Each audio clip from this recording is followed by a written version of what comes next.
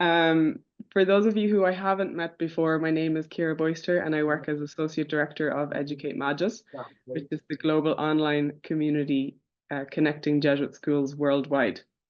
So I have just a couple of slides, only very few, because what I'd like to focus on then is showing you the actual Exchange database. But before I do that, I'll just pass through a few short PowerPoint slides and then we'll do a live demo. I hope my voice is a little bit croaky. Apologies. I do have tea here beside me, so if you see me sipping, it's just to warm my throat. It's that time of year. I think everybody I speak to has some sort of virus or bug. So as I think most of you, especially this group of people who are very globally minded and globally focused, will know, we are part of an online community or of a global network of 937 Jesuit schools across 72 different countries. So with that become infinite possibilities for all sorts of collaborations, relationship building, projects. So there's so much that can happen across all of those 937 Jesuit schools.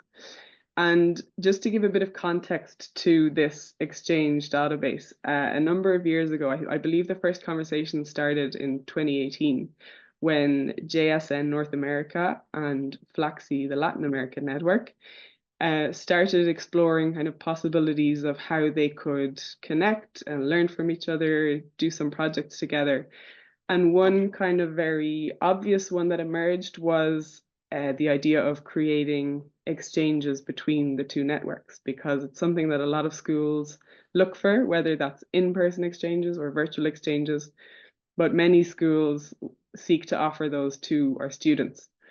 So JSN and FLAXI had a number of conversations and then approached Educate Magis and said, would it be possible to create maybe some kind of a database where we could record the current exchange programs that are existing, the kind of current offerings, and maybe open it up to new invitations.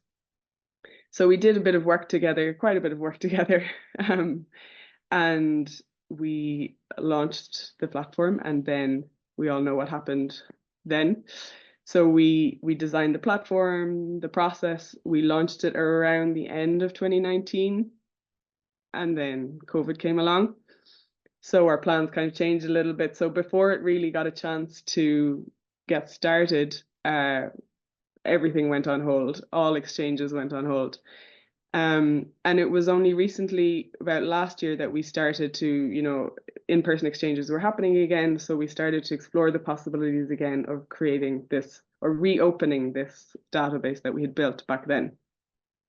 So Educate Magis met with JSN, with FLAXI, and also with JEXI, the European network, who in the meantime had started doing kind of more collaboration with JSN and FLAXI. And we also then decided, so what we had built back then, we looked at, and it was still relevant in many ways, but a lot had changed since then, both in kind of the leadership of the two networks and in the way exchanges were happening and and the way we were kind of working in the virtual world. So what we did was we met with the focus group. So some of you that are here on that call were part of that focus group. So thank you so much. And the focus group were kind of teachers who were involved in exchanges, because you are the people who know best how it works, how much work goes into creating exchange programs and maintaining them, and what a possible kind of database might look like. And with the kind of information that we got from the focus group, we simplified what we had initially. And I think the main simplifications were we took out the kind of middleman, because initially we had thought that we'd have a team, somebody from FLAXI, somebody from JSN, and somebody from Educate Magis, who would kind of do the matchmaking. So somebody, the way we had envisaged it originally was that somebody would send kind of their request, and then we would look at what others are offering and try and do some matchmaking. And we quickly realized that there's a lot of work in that and it's not necessary. So that was one of the main changes we made. We also made it more user-friendly. So there's, I think, from a user point of view, and those of you who have already added your programs to the database, you can verify or challenge this, but I think it's more user-friendly than it was before. And so now we are ready to pilot it. So as I mentioned, this time it'll be between the three networks, North America, Latin America, and Europe, the pilot. And the idea is that we try it out together. We see what works, what can be improved, any modifications we need to make. And ideally, we would then open it up to the whole world. So we would start with the schools in North America, Latin America, and Europe, but then later expand it to Africa, Madagascar, South Asia, and Asia Pacific. So that's where we are at the moment, planning this pilot for 2025. And now I will show you what it currently looks like. So some of you will have received an email from either through the JSN and through your principals, or through Flaxi and your heads of schools. And some of you have already created your exchange program, so we'll see in a moment what's there. And then I'll show you how you can add a program. So what I'd like to do, and because this is a pilot, this isn't available on Educate Magis, in that if you go onto Educate Magis, you won't find it in the navigation. So if you log in and you're looking for it and you can't find it, that's why. It's on purpose, because it's not yet open to the whole world. We want to pilot it with a smaller group first to see kind of what's working and what we might need to tweak.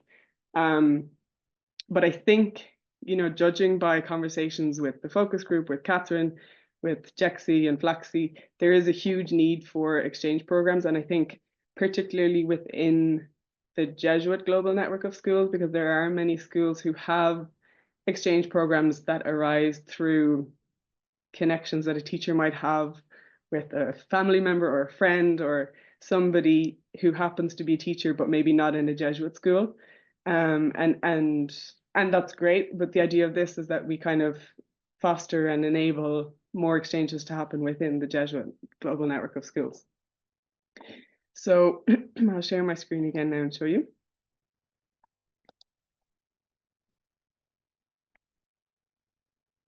So this is currently what it looks like. So if you give them the link and you come to this page, this is what you'll see. And then you'll see two tabs: search exchange programs or offer an exchange program. So if you just want to see what's out there and what are the existing programs that people are offering, you can scroll down, but at some point when we have many programs here, you can also search. So if you're looking for a particular country, maybe I see David's name there on the screen, maybe you're looking for a program in Chile, for example, and then you'll see what programs are being offered from Chile. So that's the first thing if you're coming to look for a program. And then when you click into this, you'll have all of the information on what's being offered. And we tried to focus with one thing we learned from the focus group is that, there are certain pieces of information that are vital, like, for example, the duration of the program, the ages of the students, the schedule, more or less, how many participants, is it single sex or co-ed, those kind of things. So that information is up at the top, and then you see there's kind of a free text field where people can write what it is that they like and what it is that they're offering and what other schools might appeal to other schools. And then you'll have a button at the bottom where you can email the coordinator. When you click that, it opens up directly in your inbox. And so the idea is that you then email the coordinator and you do the rest kind of between two people. Because what we found is if the middle person tries to do too much, it gets kind of complicated. And there's a lot of, as you all well know, there's a lot of work that goes into the back and forth between trying to figure out. So really, this is kind of like a first pass of finding the schools that are out there and that are offering exchange programs. And then you'll also have like the email address here and the website of the school, so you can have a look at it, to get a better sense of what the school is like. So that's if you're coming as somebody looking for an exchange program. Then if you have exchange programs that you'd like to offer or open up or invite others to join, you can, once you're given admin status by Educate Magis, you can offer an exchange program. So the reason we did that is when we spoke to the different networks, we figured that the heads of schools should be aware that their programs are being offered through Educate Magis. And so the head of school nominates, usually it'll be the exchange coordinator in the school if that role exists. In some schools it doesn't, so it would be the English teacher or the Spanish teacher or whoever is kind of coordinating exchange programs. So we're given those names, and those people get access to upload the exchange programs. And once you have that admin status, so these people who have added their programs, thank you very much, guys, have that admin status and have already offered or submitted their information. So once you have that, when you click on offer an exchange program, you look for your school. So say, for example, for me, if I look for Ireland, Galway, then I'll find the schools. This is the primary school, this is the secondary school, my alma mater. You click on add exchange program and then you fill out the form.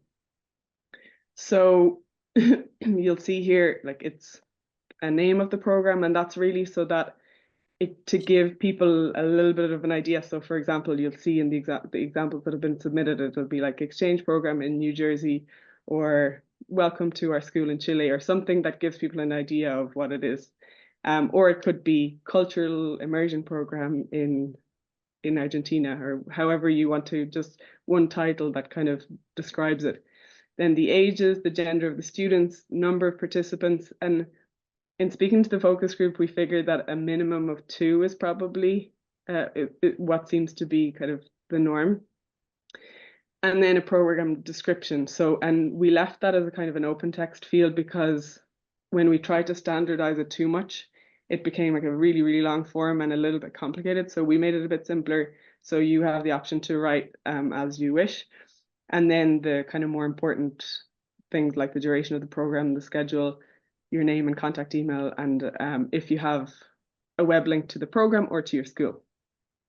Then once you fill that out, you add the program and it shows up then here on this page. So that's really how it works. And the idea then is, if somebody is looking to start an exchange program in a Jesuit school, and because often, Catherine will know this and some of you will know this, we often get emails from people who hear that we work with Jesuit schools around the world, and they say like, hi, I'd love to do an exchange program with a school in Poland. Like, do you know anybody? So that's what this is for. So anybody who is looking to start an exchange program in particular can be directed here. And I think a lot of you and some of the people who have uploaded programs here have existing programs and are looking to expand to other countries, maybe to other Jesuit schools. So that's really what this is for.